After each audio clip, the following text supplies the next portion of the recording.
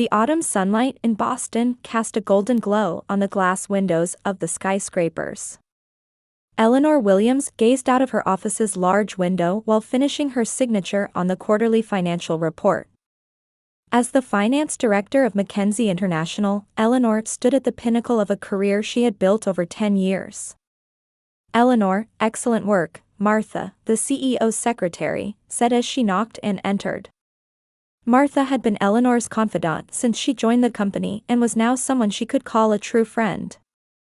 "Thank you. I've finally wrapped things up," Eleanor replied with a smile. "By the way, your phone was ringing." "It looks like a message from your sister," Martha pointed to the cell phone on her desk. Eleanor's expression clouded momentarily. It was unusual to hear from Linda. The sisters rarely kept in touch. They had been complete opposites since childhood. Eleanor was the serious, diligent, model student type. Linda, on the other hand, was sociable and flashy, growing up as the apple of their parents' Raymond and Judith's eye. "I wonder what it is," Eleanor muttered softly as she picked up her phone. The screen displayed a message with a photo. A white ribbon was tied around Linda's belly button with the words, "We're having a baby," dancing across the image. An additional message read, "I'm having a baby shower next month. Of course, you're invited." "Linda's pregnant," Eleanor said matter-of-factly. She was trying to suppress her emotions, but there was a slight tremor in her voice. Martha immediately understood what this meant. "Are you all right?" Eleanor took a deep breath and forced a smile. "Yes, of course. It's wonderful that my sister is becoming a mother." But her mind was being pulled back to an incident 2 years ago. That fall down the stairs, which had been explained to the family as an accident. And the baby she had lost. The words her mother Judith had said when she woke up in the emergency room still echoed in her ears. "It was your own carelessness. What were you thinking, rushing up the stairs like that?" No one had comforted her. No one had tried to understand her wounded heart. Eleanor had continued to blame herself. If only she had been more careful. If only she had been more cautious. "Eleanor?" Martha's voice brought her back to reality. "Sorry, I was lost in thought," Eleanor smiled. "Linda got married last year, didn't she?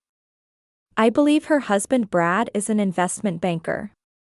My parents must be thrilled." Martha placed a hand on her shoulder. "You don't have to accept the invitation." Eleanor shook her head. "No, I plan to go. They're family, after all."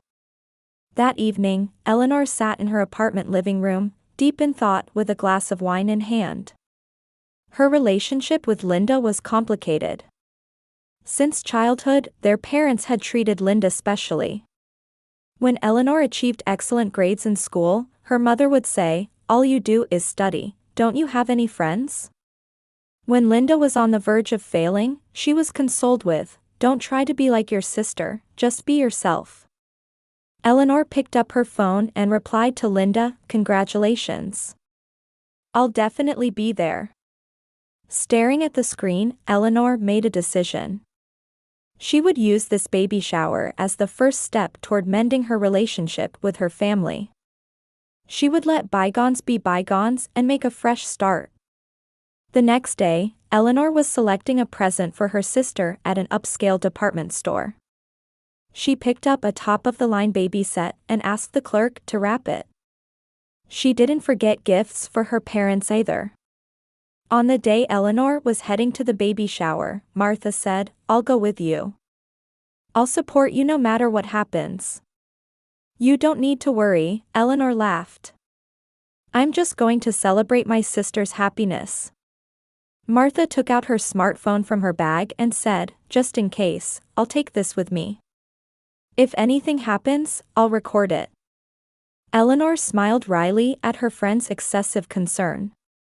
"It feels like we're heading to a battlefield." But she couldn't deny the anxiety she felt inside. As she got into the car, Eleanor took a deep breath. Well, let's go. The two of them drove toward the upscale suburban neighborhood. Dressed in a sapphire blue dress, Eleanor stood at the entrance of Linda's mansion. Martha smiled quietly beside her. "You're nervous," Martha whispered. Eleanor took a deep breath. "It's fine. Today is a special day." When she pressed the doorbell, Linda herself, dressed in a glamorous party dress, greeted them. "Oh, so you came," Linda's voice was cheerful, but her eyes were cold. "Everyone, Eleanor is here."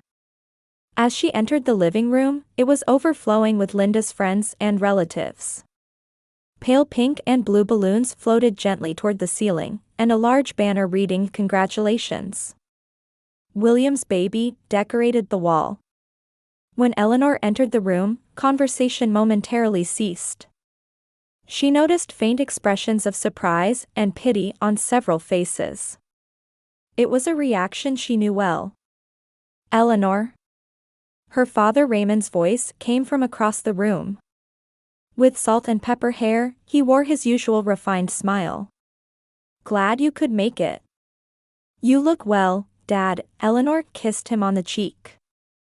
This is her older sister, Judith introduced Eleanor to Linda's friends. She works in upper management at Mackenzie International. She's always so busy, she rarely comes to family gatherings. There was a subtle reproach in those words. Eleanor sighed deeply inside. This was nothing new. "It's an honor to meet you," a woman said. "Linda has talked about you often." Eleanor smiled, but inwardly wondered what Linda had been saying about her. The thought pained her. Standing before the lavish food laid out on the table, Eleanor remembered past family gatherings. At her high school graduation party, her parents had invited Linda's friends, but turned away Eleanor's friends citing space constraints. When she won a college scholarship, her father had said, "Remember to cherish true wealth, human relationships that money can't buy." It felt as though he was belittling her success. And then a memory buried deep in her heart resurfaced. Christmas, 2 years ago. Eleanor had visited her parents' home to announce her pregnancy to the family. But as she was about to climb the stairs, she heard her mother and sister's voices behind her. "What will happen to us if Eleanor has a child too?" Linda had said. "She's already successful in her career." "Don't worry," her mother's voice was low but clear. "You're the special one." Immediately afterward, Eleanor had felt a strong force pushing her from behind. Her memory was blank until she woke up in a hospital bed. The doctor explained it as a fall down the stairs, and she lost her baby. The family called it a careless accident, and there were no further questions. Eleanor continued to blame herself. But now, in a corner of her mind, doubts about what really happened that day began to grow. "Champagne?" Linda's voice interrupted her thoughts. "Of course, I'm having the non-alcoholic version," she smiled proudly while gently stroking her belly. "Thank you," Eleanor accepted the glass. Linda leaned in and whispered, "By the way, how have you been since then?" "Falling down the stairs, that was really unfortunate." Eleanor's hand trembled. There was a hint of mockery in Linda's words. "I'm fine," she answered quietly. "I came to celebrate your happiness." "Really?" Linda tilted her head. "Brad's father is buying us a new house in Newton's upscale neighborhood.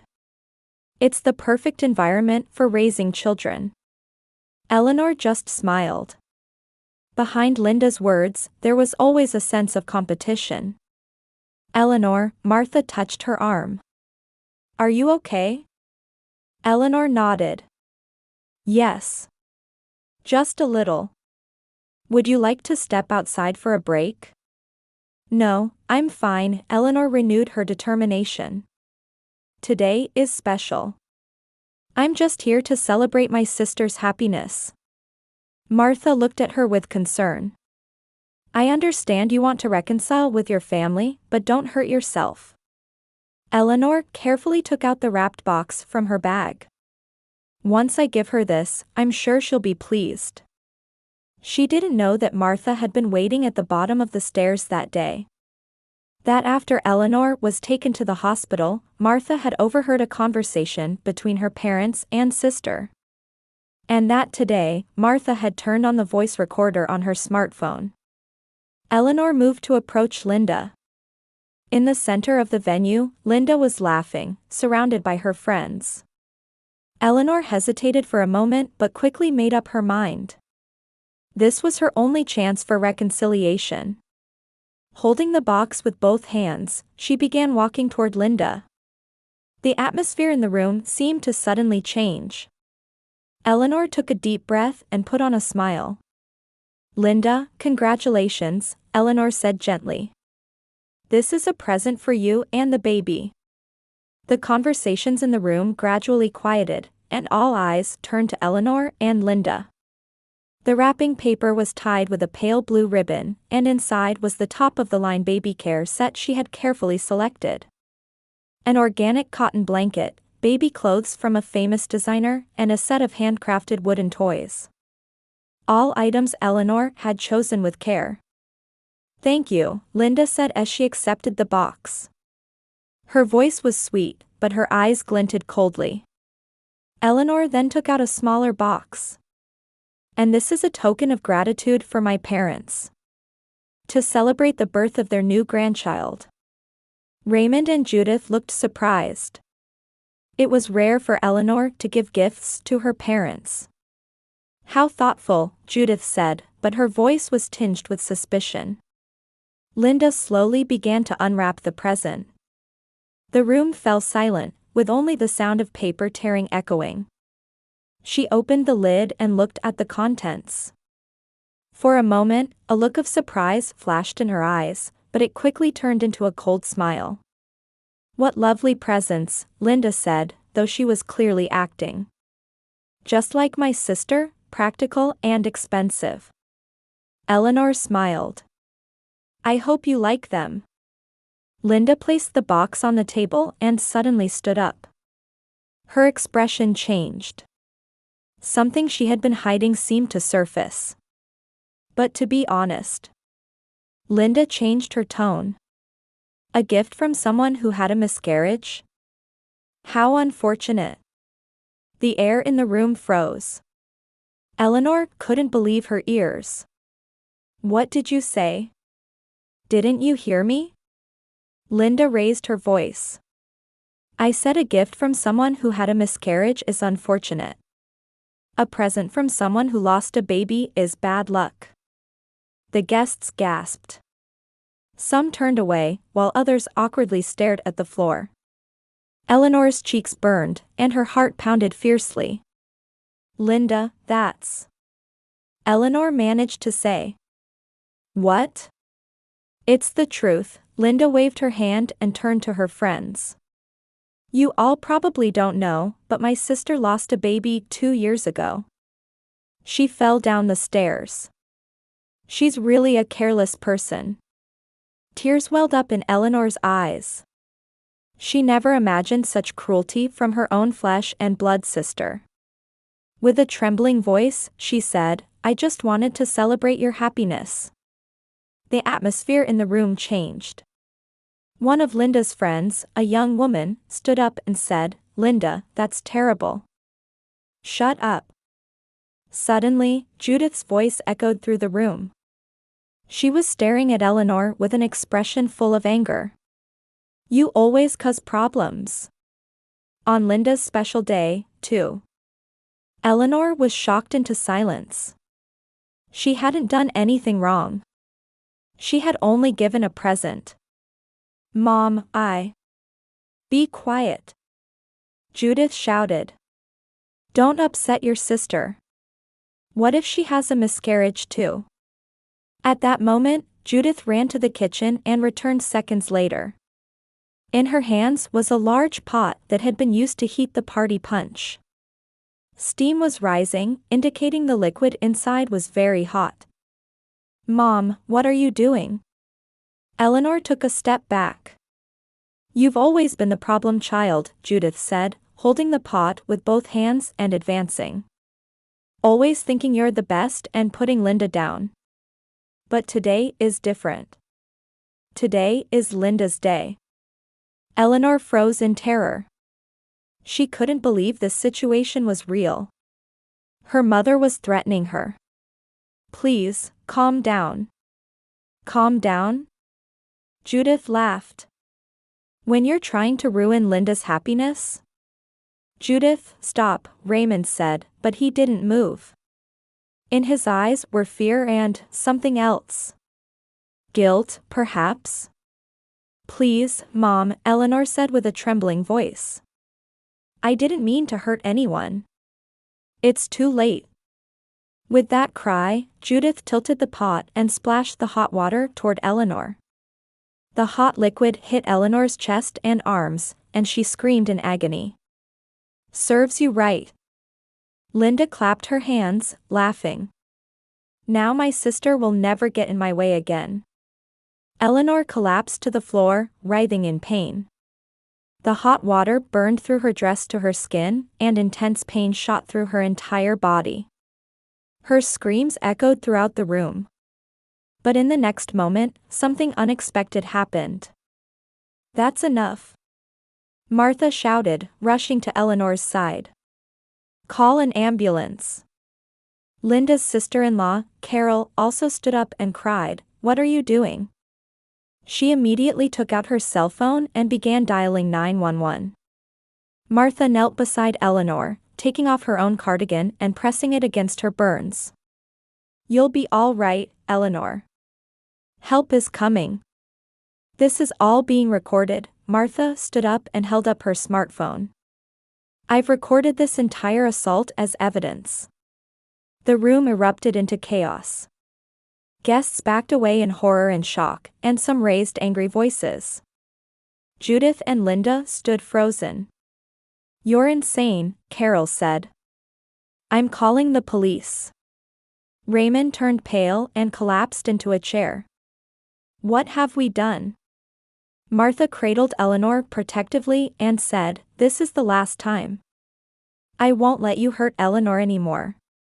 In the center of the room, Eleanor was half conscious from pain and shock. But something was beginning to change in her heart. Amidst the self-blame and fear she had carried for years, a small light was beginning to appear.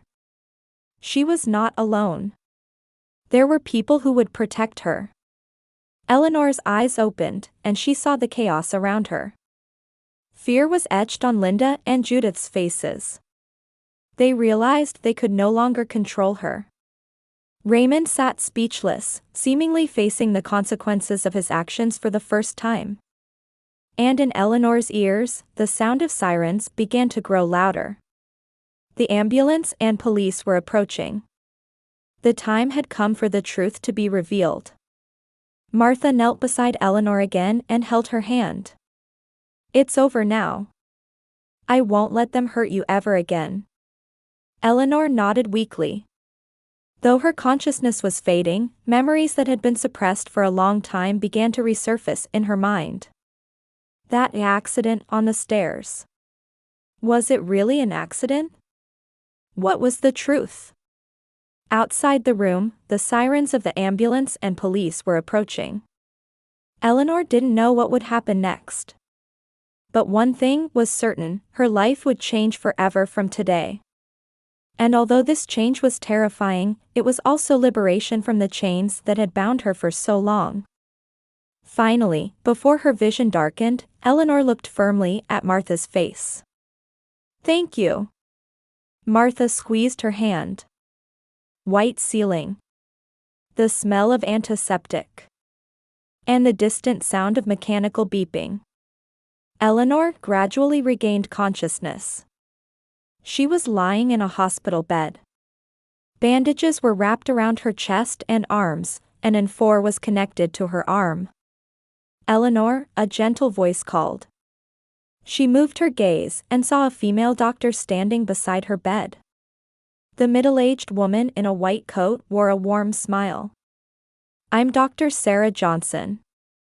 You were brought to the emergency room. Eleanor tried to speak, but her throat was dry. Take your time, Dr. Johnson said, offering her water.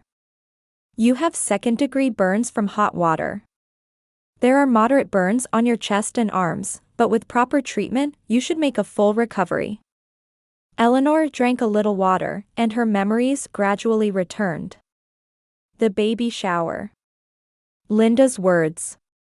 And her mother Judith's actions. Martha. Your friend. She's waiting outside. She's spoken with the police too, it seems. Police. The word made Eleanor tense up. Stay calm, Dr. Johnson gently held her hand. You're the victim. No one is blaming you. Eleanor took a deep breath. How long will I be here? At least overnight for observation, Dr. Johnson said, and after a slight hesitation, added, Eleanor, when I examined your body, I noticed something concerning. Eleanor looked at the doctor's serious expression. There are old scars on your back and legs. These are not the kind of marks that would come from accidents. Eleanor closed her eyes. She knew. For years, she had hidden those scars. Traces of violence that her family called a discipline. We're trained to recognize signs of abuse, Dr. Johnson said quietly. Have you been abused for many years? At that moment, the door to the room opened, and Martha entered. Her eyes were red, clearly showing signs that she had been crying. Eleanor? Martha rushed to her bedside. Are you okay? Are you in pain? Eleanor smiled weakly. Martha, thank you. Dr. Johnson smiled at the two of them and said, I'll let you two talk alone, then left the room. Only the two of them remained in the room. Martha took Eleanor's hand and cried. I was so scared. To see you go through something like that. It's thanks to you, Eleanor said. If you hadn't been there. Martha took a deep breath. Her expression changed to one filled with determination. Eleanor, I can't hide it anymore. There's something I need to tell you. Eleanor stared at her. Martha's face had the distinctive look of someone who had been keeping a secret for years. Your miscarriage, it wasn't an accident. At those words, Eleanor's heart began to race. Deep down, she had always suspected it. That day, I was planning to pick you up, so I was waiting in front of your parents' house, Martha continued. And I saw you fall down the stairs. But it wasn't a fall. Linda and Judith pushed you. Eleanor gasped. Fragmented memories began to connect in her head. The strong impact from behind. The faint laughter before falling. The cold attitude of her family at the hospital. Why didn't you tell me? Eleanor asked in a trembling voice. Martha wiped away her tears. I wanted to protect you. And I wasn't sure you would believe me. You were always trying to believe in your family. But today I couldn't stand it anymore, Martha said. I couldn't watch them hurt you again. She took out her smartphone and said, I recorded everything as evidence. Linda and Judith have been taken away by the police. And other testimonies are coming in. Carol has testified, and neighbors and Linda's friends have been in touch. People who had witnessed the abuse from your family over the years. Eleanor listened in disbelief. Had her suffering been known to many people, yet no one had tried to help her? Everyone was afraid, Martha said, as if reading her thoughts. Because your father held power in the community. But now, people are beginning to speak the truth. Eleanor looked out the window. The evening sky was beginning to turn purple. The world hadn't changed, but something inside her felt fundamentally different. I've blamed myself for years, Eleanor said quietly. I thought I lost my baby because I was careless. My mother and sister. Her voice caught. Martha squeezed her hand tightly. It's not your fault. Your family deceived you. But it's over now. At that moment, there was a knock on the door, and two police officers entered, an older man and a younger woman. Excuse us, the male officer said. You're Eleanor Williams? How are you feeling? I'm okay, Eleanor answered. I'm Detective Davis, and this is Detective Parker, he introduced themselves. We'd like to talk to you, if you're up to it. Eleanor nodded. I'll talk. About everything. For the next hour, Eleanor spoke, for the first time in her life, about the years of abuse she had suffered from her family. Starting with psychological abuse during childhood, manipulation and isolation as an adult, and finally the incident where they pushed her down the stairs while she was pregnant. When she finished speaking, she was tired, but at the same time, she felt a sense of liberation from a burden. Ms. Williams, thank you for your courage, Detective Parker said. These testimonies are extremely important. What happens now? Eleanor asked. Judith Williams and Linda Harrison are currently in custody, Detective Davis explained. They are expected to be charged with assault and battery. And we are beginning an investigation into the incident regarding your past miscarriage. Eleanor nodded. It didn't feel real. Furthermore, Detective Parker continued, it seems the video that Martha recorded has leaked to social media. Many people are supporting you. The video leaked? Eleanor was surprised. Martha apologetically squeezed her hand. It wasn't me. It seems Carol shared it. But maybe that's for the best. They can't hide the truth anymore. Eleanor sank deep into the bed. She was scared to think about what lay ahead. But at the same time, she felt liberated from the chains that had bound her for years. She was no longer alone. And she hadn't done anything wrong. Rest now, Detective Davis said. We'll talk more tomorrow. After the police officers left the room, Eleanor and Martha silently held hands. No words were necessary. They both felt they had taken a step in a long battle. Tomorrow is the real beginning, Martha said. Eleanor nodded. An unknown path lay before her. It was frightening yet full of hope. 6 months had passed, and Eleanor stood in the courtroom, dressed in a black suit with a calm expression. Martha and Carol sat on either side of her, providing support. Eleanor looked at her former family. They were changed. Judith had grown thin and aged, Linda sat with her head down, wearing no makeup. Raymond had completely white hair, and his former dignity had vanished. The moment the verdict was announced, Eleanor felt an unexpected emotion. Not a sense of victory, but a quiet feeling of release. A long nightmare was ending, and a new chapter was about to begin. What had been revealed during the trial was that Linda's pregnancy was a complete lie. The baby shower had been a stage set to trap Eleanor and mentally break her down. Linda had lied to her husband Brad as well. When this fact came to light, Brad filed for divorce. Outside the courthouse, Eleanor was speaking with representatives from victim support groups. She had begun activities to raise awareness about domestic abuse by sharing her own experiences. She appeared strong, no longer a woman cowering in the shadows of her past. What will you do next? Martha asked. I'm going to establish a new foundation, Eleanor smiled. To support victims of domestic violence. I want to focus especially on psychological abuse, which is harder to see from the outside. 3 months later, in the prison visiting room, Eleanor had made an unexpected decision.